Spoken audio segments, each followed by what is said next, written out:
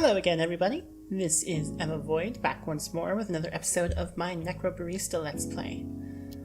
Last we left off, we'd learned some things. Specifically, that apparently the cafe is not long for this world. Alright, so we got caught up in all the neat little memories and stuff, so let's continue on with the story.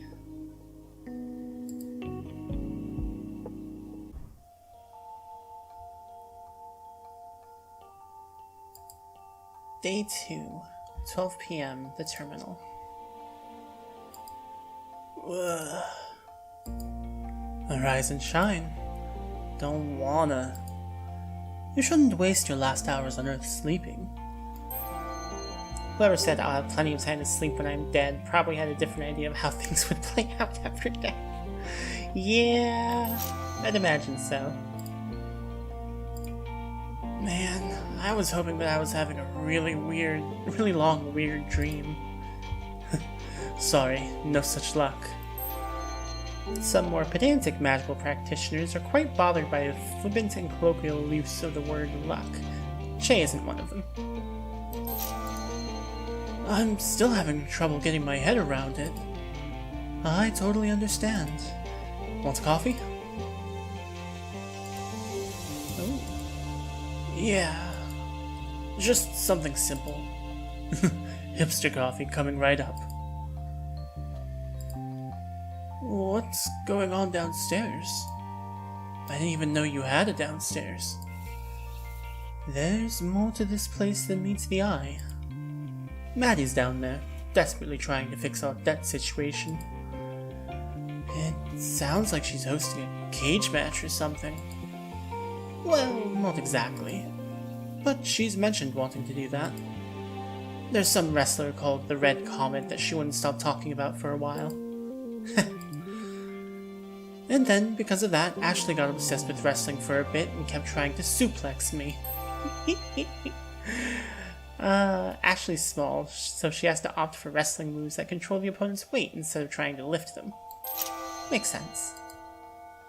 Did she manage to? She's tiny. A couple of times.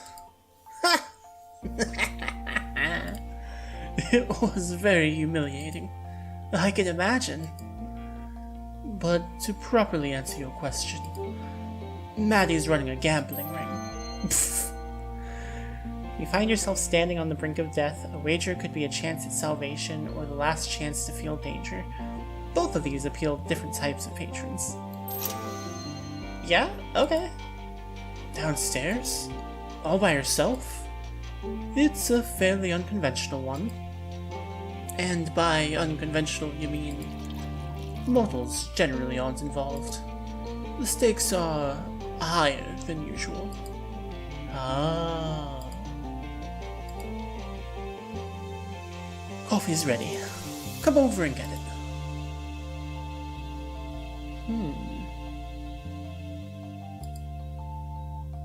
They gamble for time, among other things. You don't sound like you're a huge fan of the idea. I'm not. It's undignified.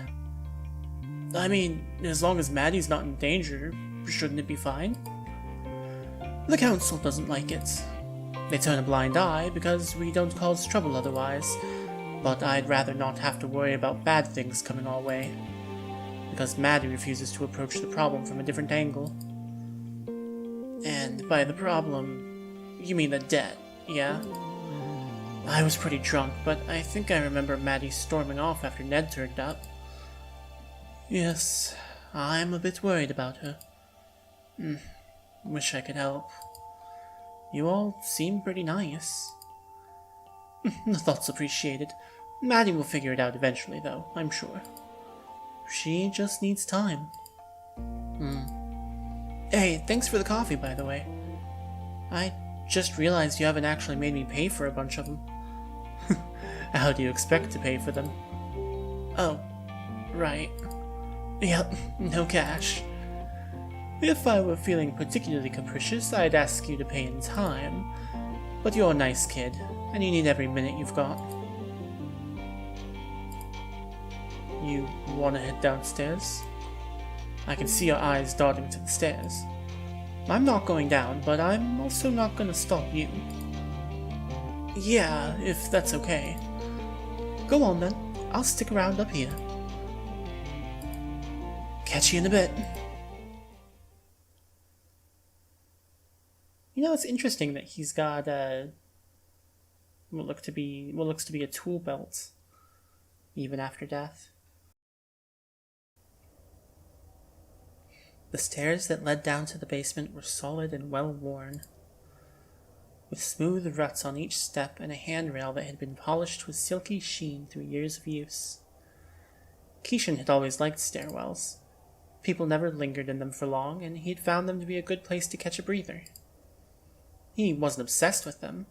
That'd be weird. But he definitely appreciated a nice set of stairs. On further reflection, it was probably a little weird.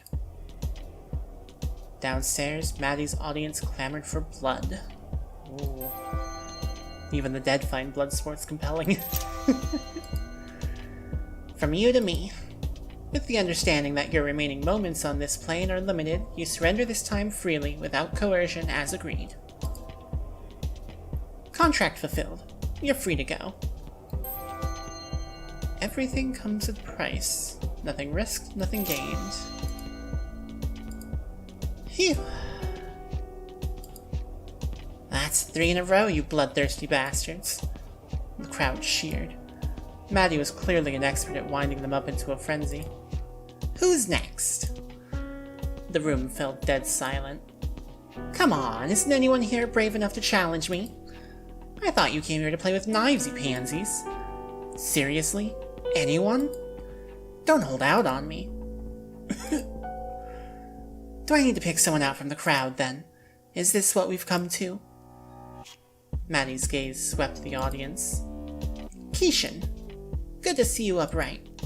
Interested in a game of skill? Me? Yes, you. Oh, sure. Give me some enthusiasm, my man. Sure. What's the game? 5-finger fillet. Some of the people in here just call it the knife game. You heard of it? Oh, finally, something I'm good at. Episode 3, Rise and Shine.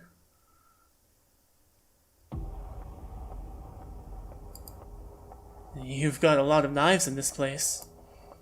Tell me about it. Damn, this thing has good weight to it. Of course, I wouldn't make you compete with an inferior tool. What? Sorry, I was waiting for you to segue into calling me an inferior tool. Shit, that was low-hanging fruit, wasn't it? Next time, mate. Sure. Keishan did another experimental slash, and this time it made an audible whoosh. The spectators oohed and awed, but this wasn't for them. He knew that he only had one shot to get accustomed to the blade. You done showing off?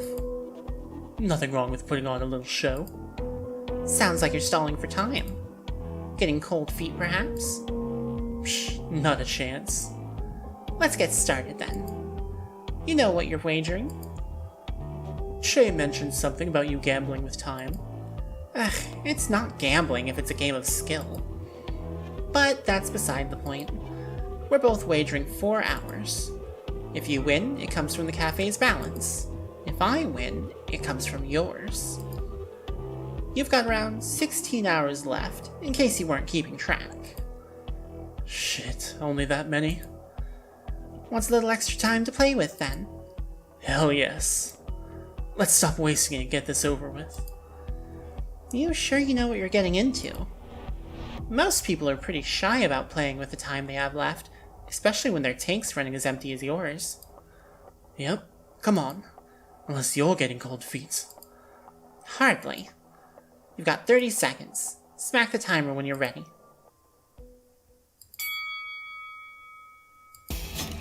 Oof. Ah! The crowd cheered and Keishan fed off their enthusiasm. In response, Maddie leaned back and tapped her finger on the table, feigning impatience. He met her eyes, grinned, and continued his performance. His stabbing motion got faster as he went, the point narrowly missing each of his fingers. Stabs, strong enough to drive the knife a millimeter or two into the table, were good if you wanted to put on a show. And of course, giving the spectators a show was part of the fun. You might be going fast enough to put on a show, but you're not going fast enough to win. How'd I do? 16 cents, if I counted correctly. Whoa. I couldn't do 16. That's how many Maddie beat me with. Is she gonna lose? Nah, she's gonna kick his ass. Feeling good about that result? Certainly am. Rightio then. Watch closely. Oh, I will. 16. 1, 3, 7, 11, 15.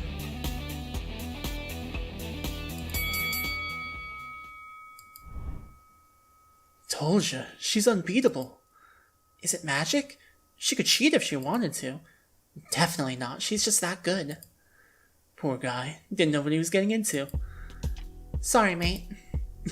You beat me fair and square. I'm pretty impressed. I aim to please. I'll be taking those hours now, if you don't mind.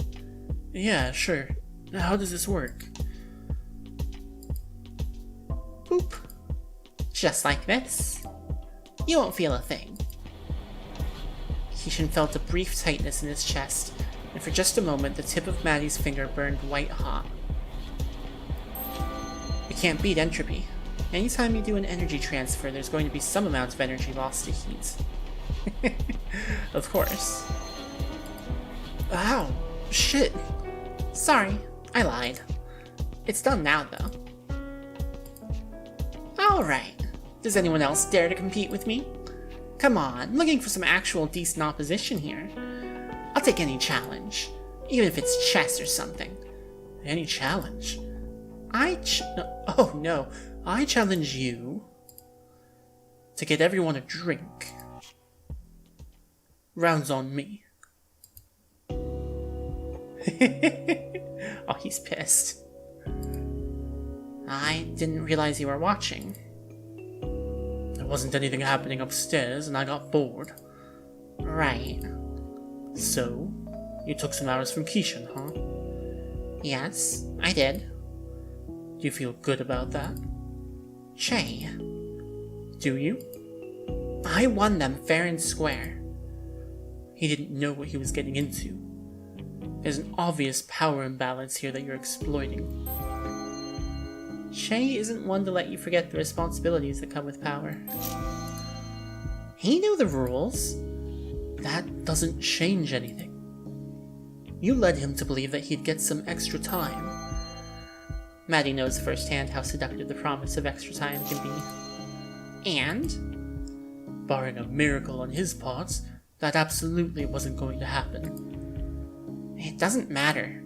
He's just passing through. A couple hours won't make any difference. Maddie, I'm disappointed in you. Our patrons respect us. We need to earn that respect by treating them with respect ourselves. This is not respectful or dignified. Cheating vulnerable passers through out of their time, we're above that. We're better than that. I don't care whether you think it's dishonest or not. I want you to give that poor man his time back. Don't pout. This is serious. I feel like a broken record saying this, but while I understand your intentions are good, you can't keep doing these things. It's all for you. If you really want to do this for me, find another way. This isn't worth it, Maddie. It breaks my heart to see you like this, and I know that you're trying your hardest. But this really, truly, is not worth sacrificing your own self-respect over. Everyone here respects you, but you gambling with hours just cheapens that. I'll give the hours back. Shame. I was pretty great with the knife. Still not as good as me. I was pretty close.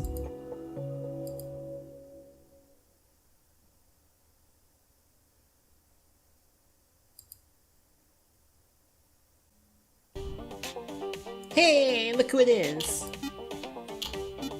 Yes? Yes? What form did you have before being reborn? I think I was a crab.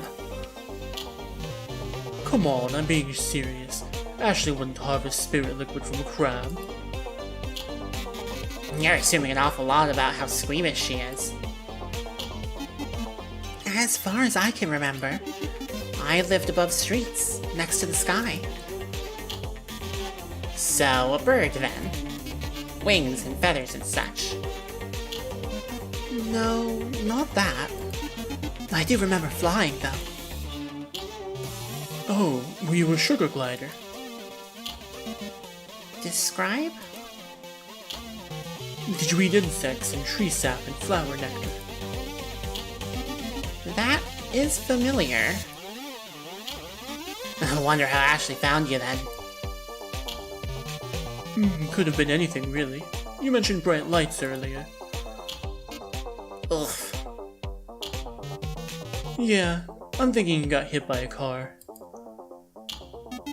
That seems likely. Is that bad? I mean, you're here now, so... Whether you like it or not. Shut up. I am still adjusting.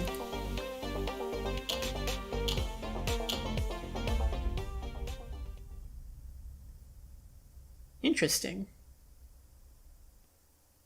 Creating living little robots out of spirit stuff from animals. Huh.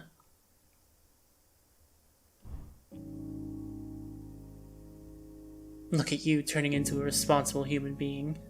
Fight Club. Huh. Studio mode is now available. Interesting. Beth 1.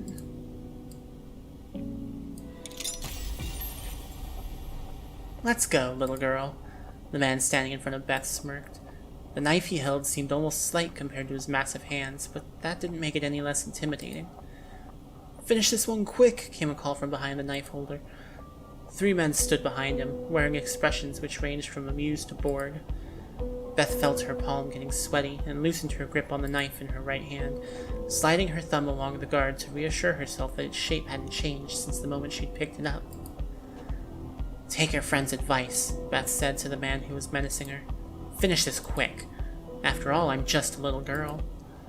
Well, as little as any 15-year-old girl could be.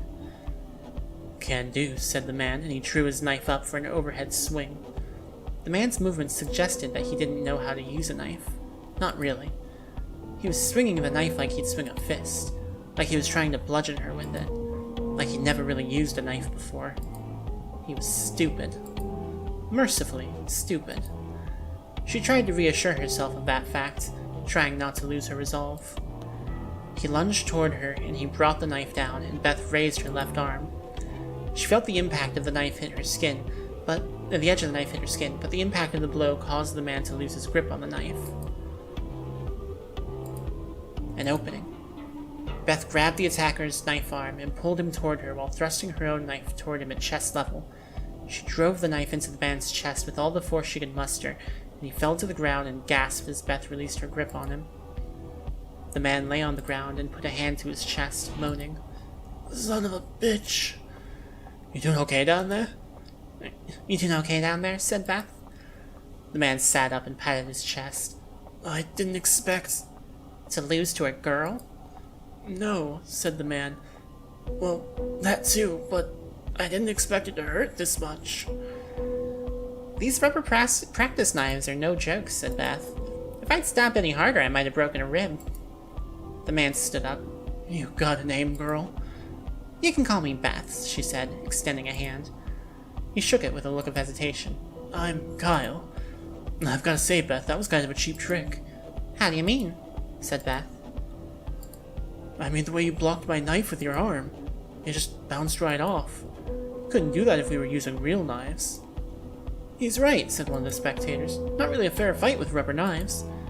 I'd like a rematch, said Kyle. Yeah, said one of the spectators. Rematch. The others began chanting along with him. Rematch, rematch, rematch. A voice thundered from above. I thought I told you guys to keep it down. Everyone spun around to face the stairs leading up to the ground floor. Maddie was leaning over the railing of the staircase with a stern look on her face. She tapped a poster on the wall. Beth took a moment to glance at the sign. Fight Club rules. 1. Don't quote Tyler Durden. 2. Seriously, no Tyler Durden quotes. 3. Always assume your opponent is mortal. Practice weapons only. 4. Be considerate to other guests. Keep noise to a reasonable level. We don't have many rules here, said Maddie. Please don't make me kick you out of the basement. Everyone else in the room cast their gaze downward, looking ashamed, with several mumbled apologies. Maddie nodded and climbed back up the stairs, content that she had made her point. Seriously, though, said Kyle, not really a fair fight without real knives. Beth walked over to the edge of the room and lifted a rug, revealing 2 steak knives. Several whispers erupted from the small crowd. Where'd you get these? Asked Kyle. I swiped them from upstairs, said Beth. They're not exactly combat gear, but these blades are fit to cut through flesh, whether it's a cooked steak or a human arm. Beth held one of the steak knives by the blade, presenting its handle to Kyle. We've already broken one rule tonight. How about breaking another one? I won't get hurt, said Kyle. I mean, I can still feel the pain, but, you know, I'm not afraid of getting stabbed. Neither am I, said Beth. But don't say you're ready for this if you're not ready to bleed. She turned the knife over in her hands, pressing her thumb against the tip, just enough to draw a single drop of blood. Kyle grinned. Do I look like I would be here if I was afraid to die? Oof. Interesting. This is not the first time we've had people have a part 1 to their story, but we haven't seen any part 2s yet. Fight Club. Wandering spirits. Keishan's footsteps echoed in a way that startled him. Were his footsteps always so loud? Perhaps it was just the contrast with the surrounding environment, which seemed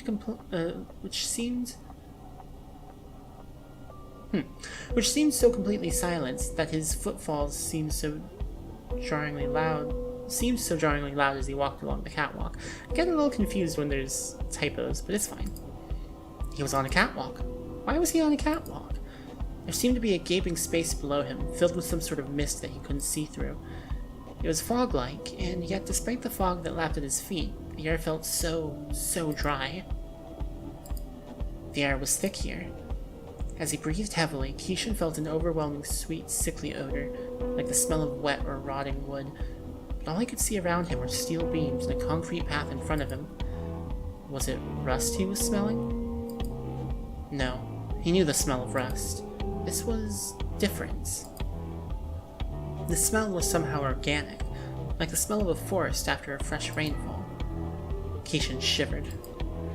Far in the distance, he could see what looked like a building of some sort, so far away that it made the structure he was inside feel almost tunnel-like, as if its only purpose was to convey him to that distant building. He continued, walking forward, but as he walked, the building seemed to be growing more and more distant. He quickened his pace, and as he walked faster, he could feel himself moving through the thick, stifling air, and as he looked down, he could see the texture of the catwalk in front of him, unchanged, as though he were walking in place. Keishan started to turn backward, but saw only a blinding light. His eyes immediately shut, and when he opened them, he was again facing into the tunnel, with the distant building at the center of his field of view. He tried turning around, but every time he tried to turn his head, his eyes involuntarily shut at the sight of the light, and he was forced to close his eyes or look away, always confronted again with the sight of the small hut when he opened his eyes. His heart pounded violently inside of his chest. The tunnel was so quiet that he could hear his own heartbeat, feel his own pulse inside of his head. Something about this place felt deeply, incredibly wrong. Get back. I have to get back. He tried turning again, and this time found himself unable to even begin rotating his body before his eyes snapped shut, placing him again in a world of darkness until he opened them again and was confronted with the sight of a small hut in the distance, now looking more far away than ever. I have to get back. Kishin kept facing the building and took a step backward. As he placed his foot on the ground, he felt a gust of wind knock him forward. He let out a yelp of terror. Instinctively, his hands reached for the opposite edges of the catwalk as he fell, trying to steady himself for fear of falling off. The catwalk was wide enough that his body didn't land close enough to the edge for that to have been a risk, and yet, as he looked toward the edge, he felt a growing sense of dread. There was something down there that would capture him if he allowed it to catch even the smallest hold of him. Almost as he thought it, he felt the sensation of something pressing against his legs. He stumbled to his feet. He ran forward. The hut ahead of him seemed to grow no closer as he ran, but he ran all the same, running not to reach a destination, but to be away from whatever it was that was behind him. Moments ago, his only thought was an overwhelming desire to turn back, a worry that he was somehow trapped in here. But now, that worry was replaced with an overwhelming sense of dread that propelled him forward. He had been pushed forward by something. Something was behind him. Kishin leaned forward and ran. He was no runner. He often found himself winded when forced to climb more than one flight of stairs, and yet he ran and felt no sense of tiredness holding him back, no need to catch his breath. Maybe it was the thick air here that somehow never allowed him to run out of breath. Maybe it was that the fear of whatever it was behind him was that strong. Kishin felt the air stinging in his eyes as he ran. By now he was running so fast that the thick air felt like a hot wind on his face. Tears began running down his face, but he couldn't find it in him to raise a hand to wipe at his eyes. That would mean slowing his sprint. So he closed his eyes, fully aware that he was running down a catwalk that had no handrail on either side. At this point, he didn't care. He ran and ran. Long after the tears on his face had dried, Kishin realized that he could hear only the sound of his own feet as they struck the catwalk. He couldn't even hear the rush of wind, even as it seemed to buffet his face. There were no sounds of anyone, or anything, pursuing him. Perhaps there was no pursuer at all. He allowed himself to open his eyes and look down. He looked over his shoulder. This time, there was no blinding light, only a distant glow like the light at the end of a long tunnel. In a way, it was the light at the end of a long tunnel, and in observing the dim glow of the distant light, Kishin suddenly realized just how far he had run. He turned around and saw the building right in front of him. It had windows that were covered with the same fog that covered the ground around him. Kishin reached for the door handle. He half expected it to be locked, and felt a moment of panic as the handle bowed under the pressure of his hand. Was he ready to face whatever was on the other side of that door? Did he even want to enter? Did he have a choice? What was it that awaited him inside of this building? Answers or more baffling questions? Kishin looked down the tunnel and suddenly felt cold. Whatever this place was, he needed to escape it, and the only form of egress that seemed available to him was the door of this building. He leaned on the handle and felt the door swing open.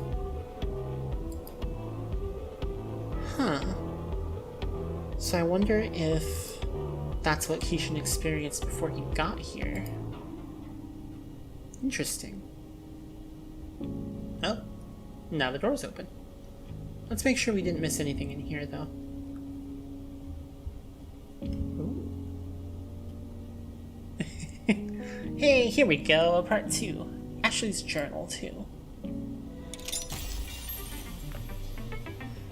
Battle Royale Robots Power Rankings. Alpha Charlie Echo. All of the commentators call this robot Ace, probably because it's so good. It seems biased for them to call one particular robot Ace, but it's obvious how it got this name when it wins all the time. At first it looks like this bot doesn't have a weapon, and it's just designed to be really fast and agile. Then you realize that its entire body is a weapon for ramming into unsuspecting people. This would be a great tactic if you got into a fight when you didn't have a weapon. You don't need a flamethrower or a buzzsaw if you just have a 150-kilogram body and can ram into people really fast. This probably wouldn't work very well for me, because I don't weigh 150 kilograms, and I'm pretty small. But that isn't a problem, since I usually carry things that can be used as weapons. Like, I could carry a crowbar, and then if someone tried to attack me, I could take the L end and jam the crowbar under their feet, and then pull it up and use it to knock them off balance, even though I'm probably smaller than most people. I'm not sure why it's named Alpha Charlie Echo. I assumed it was a remake, or made in the style of a bot called Alpha Charlie, but there aren't any other bots by that name, and the team that made it are all rookies. Also, none of them are named Charlie. Maybe it's named after someone's dad or brother. Their next robot will probably be called Beta Charlie Echo, or maybe Alpha V2 Charlie Echo, or Final 2 Charlie Echo. Amazing.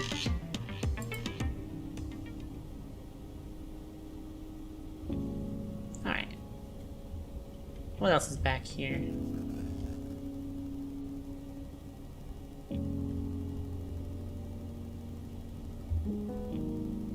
Oh.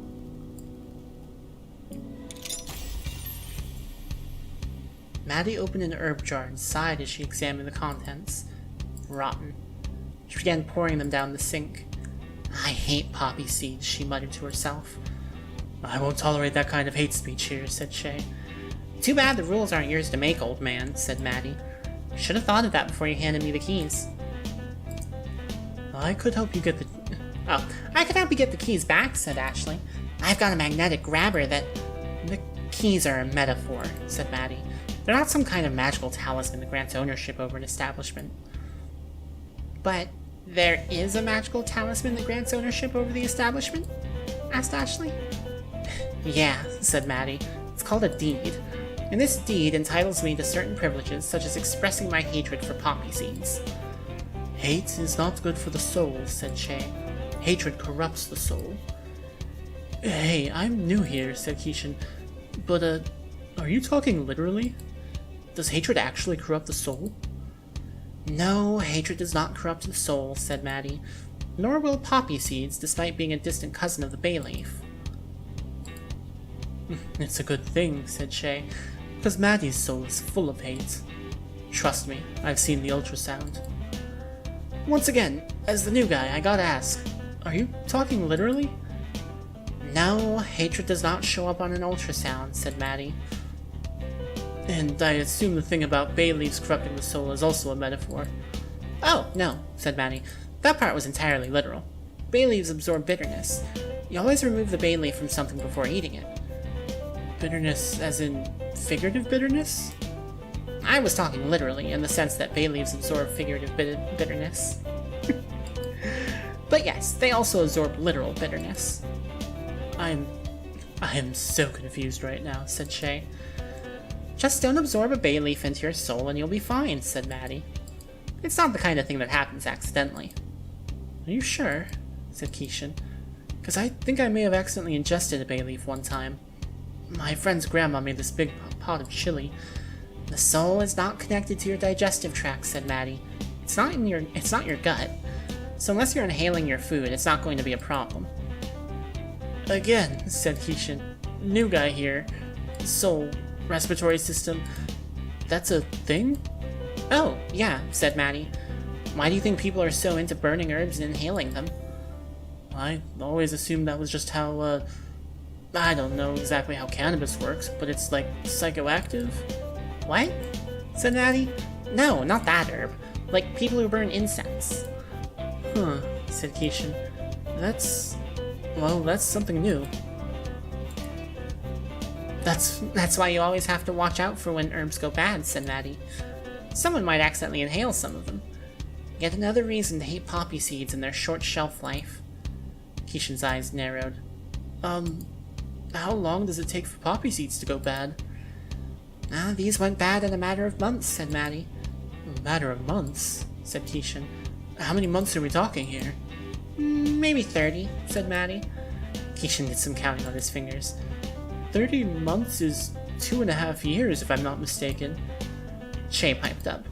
You left that jar of poppy seeds for 2.5 years. Maddie nodded. As I said, a number of months. 30 is a number. 30 is an injustice, said Shay. How have you not touched poppy seeds in all this time? People don't actually like poppy seeds, said Maddie. People just like the muffins they come in. If you give them the muffin without the poppy seeds, they'll like it even more. Poppy seeds just make everything worse. People love poppy seeds, said Shay. Me, for instance. I have a great love for the humble poppy. Really, said Maddie. Then how is it that you've never touched this jar of poppy seeds in the past 30 or so months it's been sitting on the spice shelf? Shay shrugged. I like lots of things. Evidently, during the past 30 months, I've found things I enjoyed more than the humble poppy seed. I'm offended by the idea that you would discriminate against such a lowly and unpretentious food item.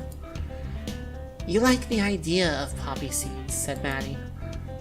You like the idea of an herb that comes in discrete units called seeds, so that you don't have to wonder about how much a sprig is. It's something that you can picture, as opposed to cumin, that you wouldn't recognize even if I said it on your tongue, or rosemary, which you probably forgot was a spice and which you couldn't tell from time. When you see me disposing of poppy seeds, it pains you, because it's something you can conceptualize. If I told you that I hate cumin and had to flush a bunch of it down the sink, would you be bothered by that? Probably not, said Shay. So really, it's not I who am discriminating against the poppy seed, it is you who is discriminating against non-poppy seed spices. There's no reason for us to have poppy seeds anywhere in this cafe. People claim they want them, but you can go years without ever serving up a single poppy seed and no one will notice its absence.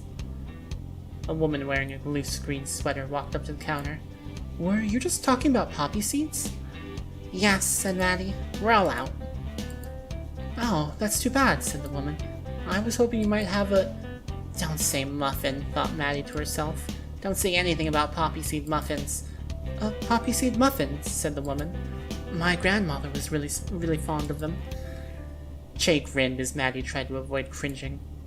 The woman in the green sweater said, They used to be part of the standard muffin trifecta. Chocolate, blueberry, poppy seed. I always wondered why cafes stopped serving poppy seed muffins. I wonder, said Maddie aloud. It's been so long since I tasted one, said the woman. Years, I'm guessing, said Maddie. Yeah, it's been years, said the woman. Oh my goodness.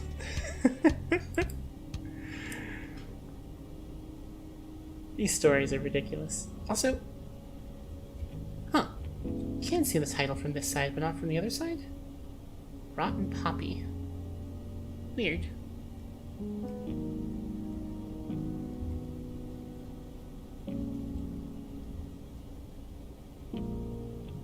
Here we go. Oh, Fisherman 3. Wait, did we get a Fisherman 2? Now I can't remember. I don't think we did. Unless I missed it somewhere. Now I have to go look.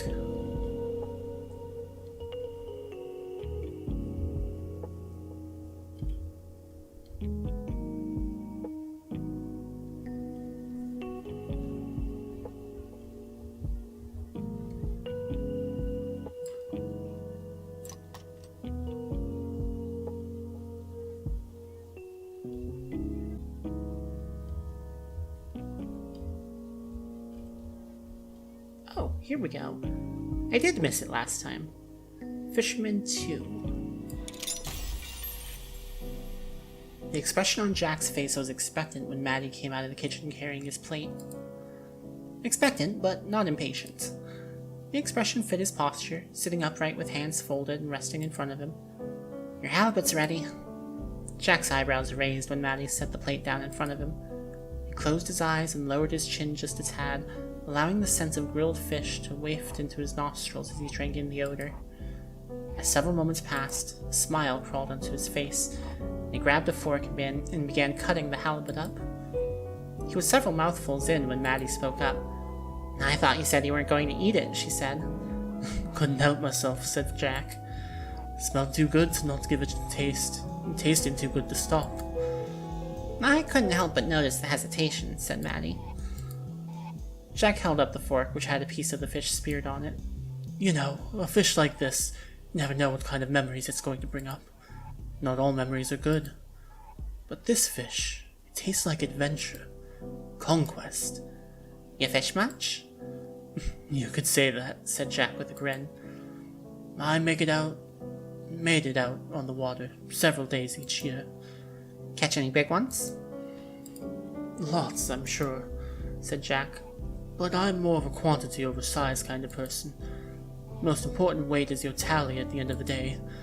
I'm not the patient kind of fisherman. Where do you learn to be so patient if not from fishing? Fishing's the only time I'm not a patient man, said Jack. Funny, said Maddie. I tend to hear the opposite from a lot of people. I take really long vacations, said Jack. That's when you fish? That's when I don't fish, said Jack. Ah, you're a fish tradesman. Better known as a fisherman, said Jack. But yeah. You could have led with that, you know, said Maddie. Didn't I? Said Jack.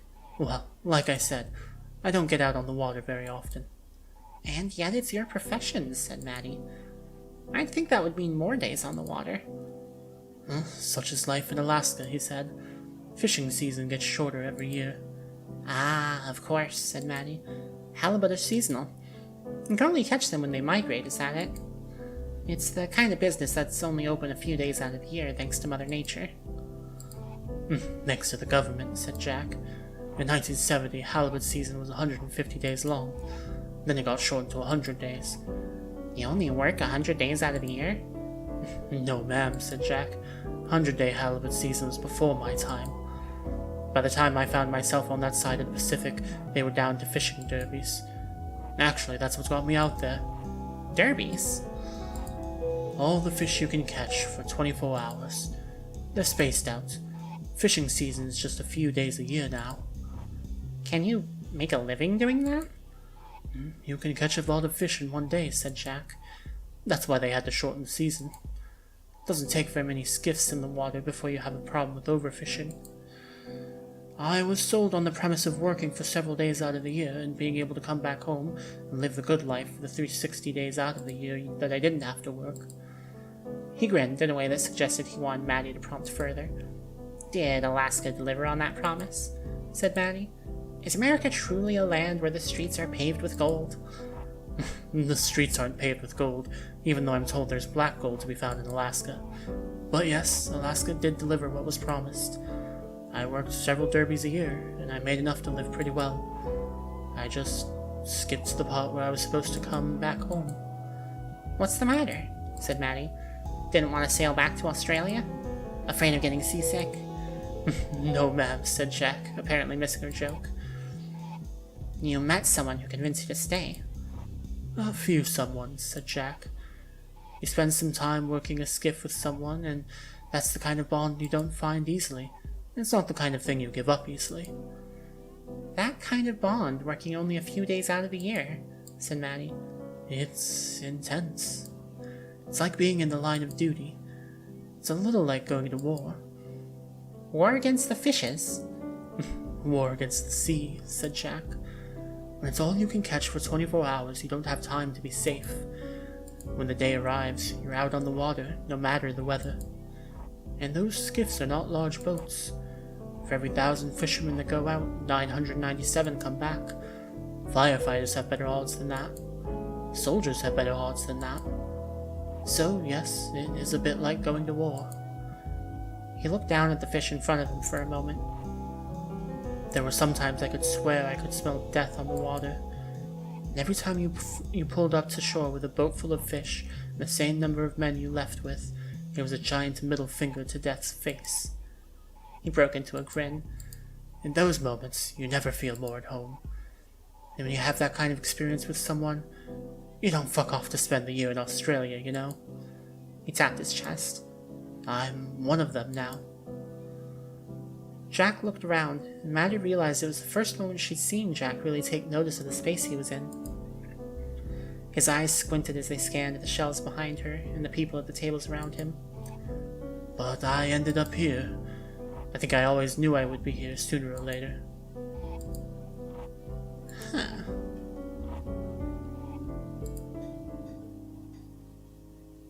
Alright, let's go get that other one. Oh, wait, wrong way. Whee!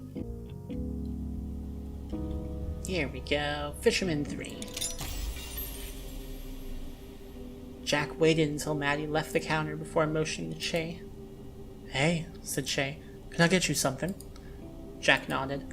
"Can you get out that whiskey bottle and pour a glass?" Che glanced over his shoulder to verify that Maddie wasn't present. "Any reason you couldn't ask her?" said Che. "Afraid of what it might do to me," said Jack. "I wouldn't want her to worry." Che arched an eyebrow. "Should I be worried?" Jack shook his head. "You don't strike me as a worrier. It's not about... I'm not intending to get drunk. I think if I smell it, that might be enough." "You're going somewhere inside of here," said Che, tapping to the side of his head. "Exactly. And you... well, I can tell from looking at you. You know what it's like to see a friend die." Che smiled grimly. "Am I that easy to read?" "No, but I know it's true," said Jack. Don't count her out," said Che, referring to Maddie. "She's seen more than you can read on her face." "Yeah, but..." Jack hemmed and hawed over his next words. "Seeing something is not the same thing as having experienced it. You know what it means to be experienced in losing friends." Che nodded. "It's a feeling that I've grown well acquainted with over the years. I remember the day I found myself preparing for a funeral and not even thinking too hard about what I was doing, almost going on autopilot until the moment I realized I've done so many of these I can mentally check out at doing this. Check out at doing this. Sometimes you get mixed up. Followed by the feeling of nobody's ever supposed to feel like they're getting good at doing funerals, right? Followed by a feeling of, actually, we all leave this mortal coil at some point, and someone has to be the last one in their group of friends to kick the bucket, and maybe doing well at longevity just means outlasting your friends. Jack's eyes narrowed. "How old are you?" Older than I look," said Che. Jack laughed, but it was a forced laugh. "Damn, I wish I had that problem. I have the same thing, but in reverse." Che got the bottle of Jack Daniels out from where Maddie had stowed it, set it in front of Jack before looking for a glass. Jack picked up the bottle and studied the label. "You've worked with your hands before," said Jack. Never worked a boat before," said Che. "It's not bad work," said Jack. "Never boring. From the first day I spent out on the water, I knew it was my calling. I even had enough to retire after several years, but by that point I was so wedded to the idea of having my own boat that I kept saving." "Did you ever become Captain Jack?" "One day," said Jack. "I was Captain Jack for one day." Che held the glass in his hand, not setting it down in front of Jack. "It was terrible shit luck," said Jack. "The weather was clear. The water wasn't even that choppy. I guess that's why he got careless. I guess that's why he thought he could try and fix the net when it stuck. At least, I assume that's what he was trying to do when he fell overboard." Che silently set the glass down on the counter, bottom side up. "You know what the worst part is? When I realized it had happened, I didn't think. The captain, the one man whose job it is to keep a level head, I didn't think about what I was doing. I just jumped overboard after him. Didn't grab a life ring or anything. Stupid. If you ever find yourself in that position, and you jump overboard, all you're doing is making the problem twice as big." "There's nothing I can imagine that compares to the sense of dread and regret that I felt in that moment, as I felt myself sinking below the surface. Can you imagine that, having that kind of thought? They say that when you're in intense physical pain, it's supposed to block out anything. You can't feel anger or sadness or regret or wistfulness when there's 1,000 needles stabbing you all over all at once, which is exactly what it feels like when you jump into that freezing Alaskan surf. And that's what you don't realize about cold until you're totally immersed in it. You don't feel cold, you feel pain, all over. And somehow, in the midst of all that pain, it's still possible to think, oh shit, I shouldn't have done that. Dumbass. When I leaped over, I guess I imagined myself swimming around in the water looking for him, and I actually did try opening my eyes. Big mistake.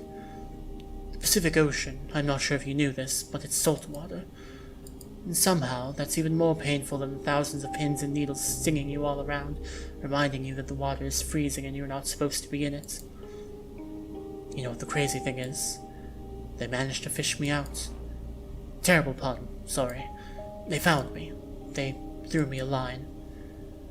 Irony is, I almost died of hypothermia there on the deck, being soaking fucking cold in that cold Arctic wind. You know, hypothermia can kill you almost as fast as drowning can. I didn't even make it to Cal's funeral. Couldn't bear to look his girl in the eye. Nobody blamed me as captain. Cal should have known better than to do what he did. Did know better. But all I could think was, what if I hadn't jumped over? If they hadn't been busy pulling my stupid ass out of the water, would they have found Cal? And I knew that if I was thinking it, then she had to be thinking it too. They all had to be thinking it. I couldn't face that. All I could do was sit at home. And every time I walked to the bathroom, I passed the display full of these bottles.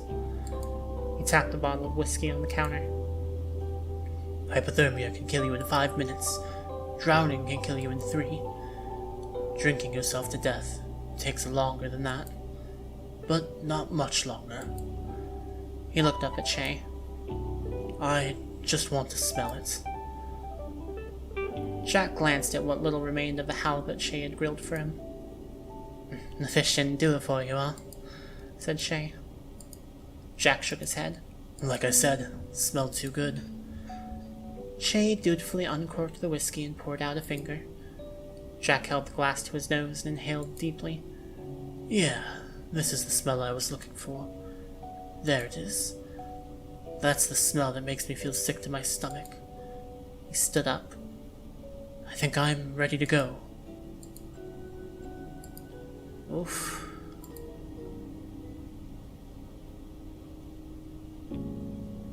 Jack's story is definitely a rough one. Oof.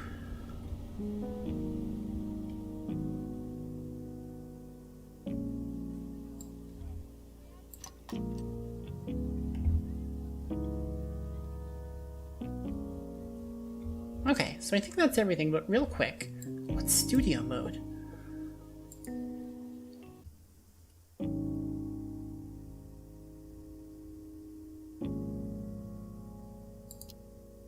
Aha! Oh, interesting. Huh.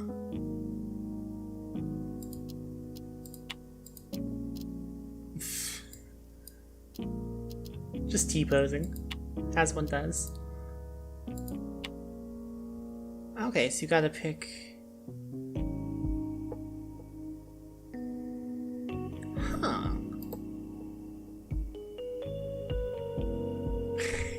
Just peeking over the thing.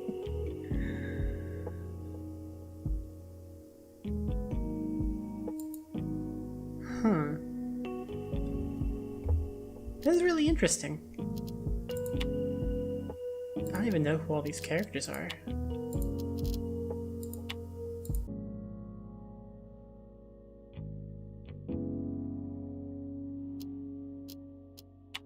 Okay, alright.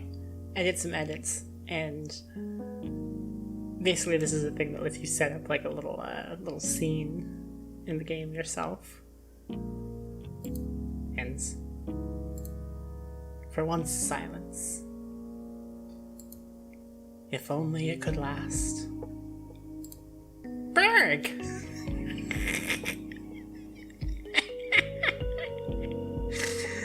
Oh. I am way too easily amused. And also, I spent way too long making that happen. Holy jeez. Okay, let's get out of here.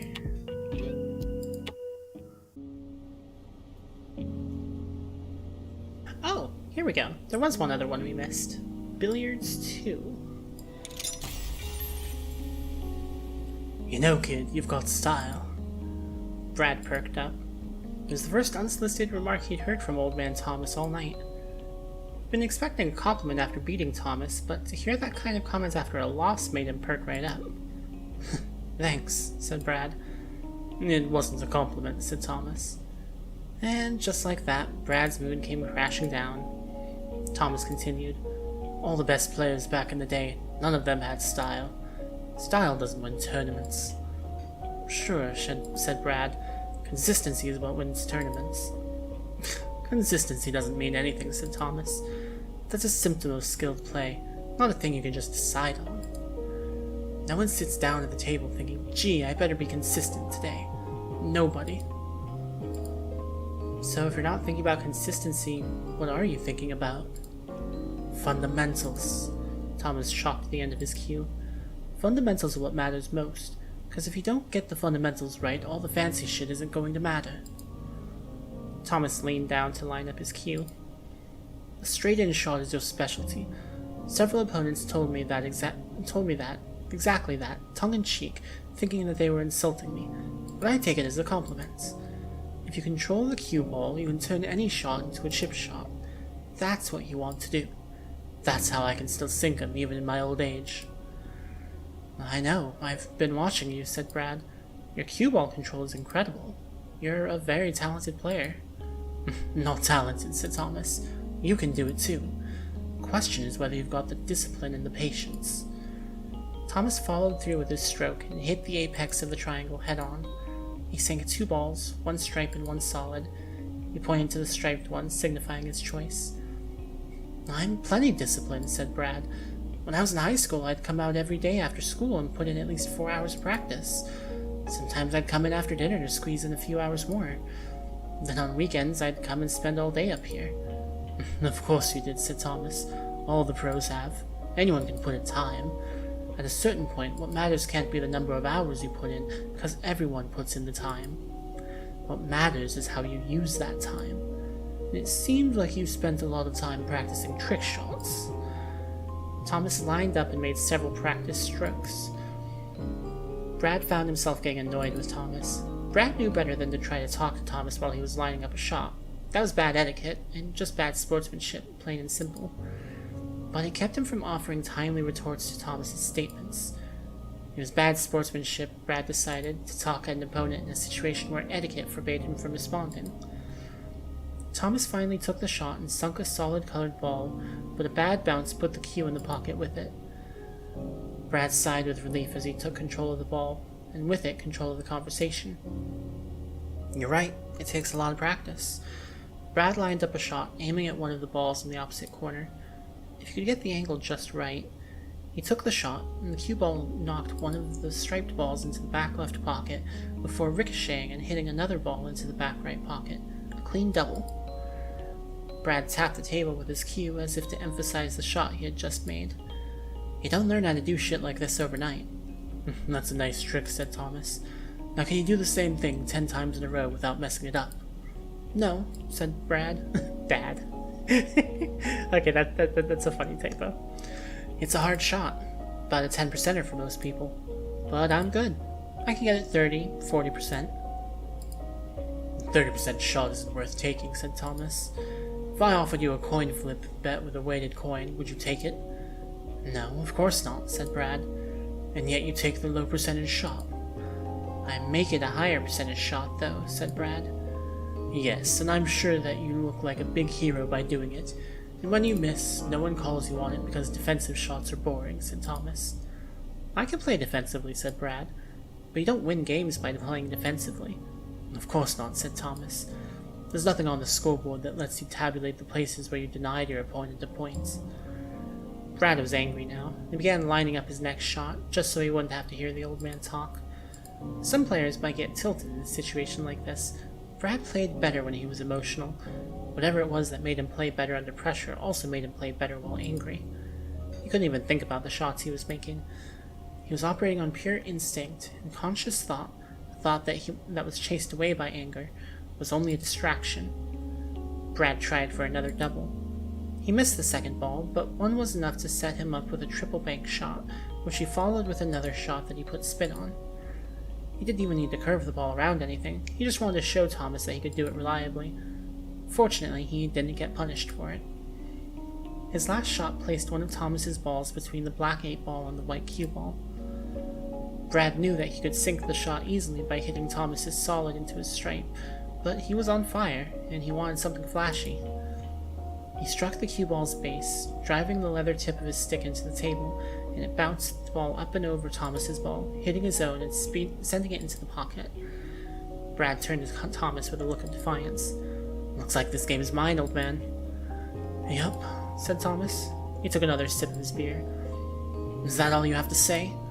"Yup," said Thomas. "How about, oh, you outplayed me?" "Do you need me to tell you that?" said Thomas. "A little acknowledgement would be nice." A moment after he finished saying it, Brad found himself cringing. He was sounding like a petulant child. He was frustrated and angry and disappointed, but knowing all of that about himself didn't make any of it any less true. Thomas shrugged. "I thought you played to win the game, not for validation." "Oh, give me a break," said Brad. "That line coming from a pro. When you compete, play to win, sure, but there's money on the line." "And the money goes to the person who gets the W. You play to win the game, you get the money. But I get the feeling you're playing for something else." "What are you talking about?" said Brad. "You play to impress people. That's different from playing to win. That's why you never take the defensive shot."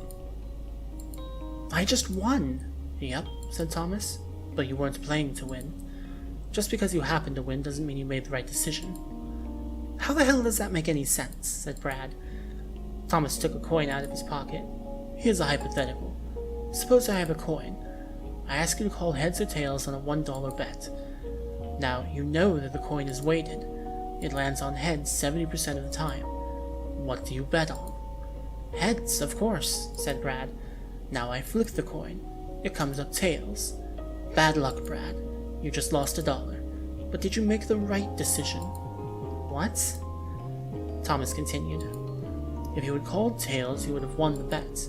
Clearly, calling tails is the wrong decision, but sometimes you make the wrong decision and get short-term payoffs. That's why the fact that you won doesn't necessarily mean that you made the right decision.